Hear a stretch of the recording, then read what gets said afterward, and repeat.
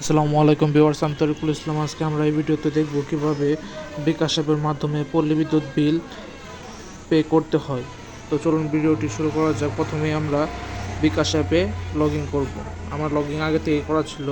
এখন আমরা এই যে বিল পে বা পে বিল অপশন, এটাতে ক্লিক করব। ক্লিক করার পর এই যে বিদ্যুৎ, এটাতে ক্লিক করব। ক্লিক করার পরে দ্বিতীয় নাম্বার যে অপশনটা আছে প্রিপেডের পরে পোস্টপেড, পল্লী বিদ্যুৎ বিল পোস্টপেড, এটাতে ক্লিক করব। ক্লিক করার পর এখানে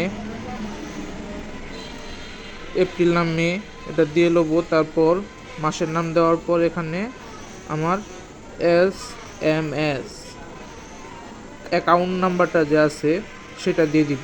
তো আমি দিলাম। এটা অনেক সময় অনেক জায়গায় গ্রাহক নং অথবা গ্রাহক হিসাব নং হিসাবেও দেওয়া থাকে। তো এই নাম্বারটা দেওয়ার পর এগিয়ে জানে ক্লিক করব। তো আমার একটু ভুল হয়েছে, এটা হবে এপ্রিল মাসে। তো আমরা এপ্রিল মাসে ক্লিক করব। ক্লিক করার সাথে সাথে এই যে অ্যামাউন্ট চলে আসবে, কত তারিখ, এটা আমরা তারিখ প্লাস হলো গিয়ে এখানে আমার বিল কত হয়েছে সেটা দেখে শিওর হব। তো এত টাকা বিল। তারপর আমরা পরবর্তীতে যাওয়ার জন্য ট্যাপ করব। এখন আমরা এখানে আমাদের বিকাশ যে পিন নাম্বারটা আছে সেই পিন নাম্বারটা দিব। তারপর ট্যাপ করে ধরে রাখবো।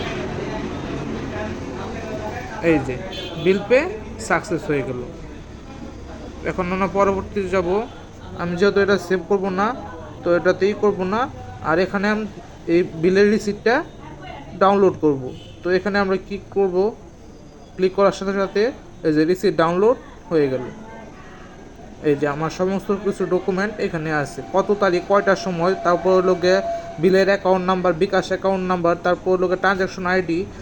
বিকাশ ফিটা কিন্তু 5টা পেমেন্ট, বিকাশে 5টা বিদ্যুৎ বিল একদম ফ্রি, এই জন্যই শূন্য দেখাইছে। 5টি বিদ্যুৎ বিল দেওয়ার পরে তারপর আপনার মনে করলেন যে চার্জ কাটবে। তো এই ছিল আজকের ভিডিও। আবারও দেখা হবে নতুন একটা ভিডিও নিয়ে। সকলেই ভালো থাকবেন। আসসালামু আলাইকুম।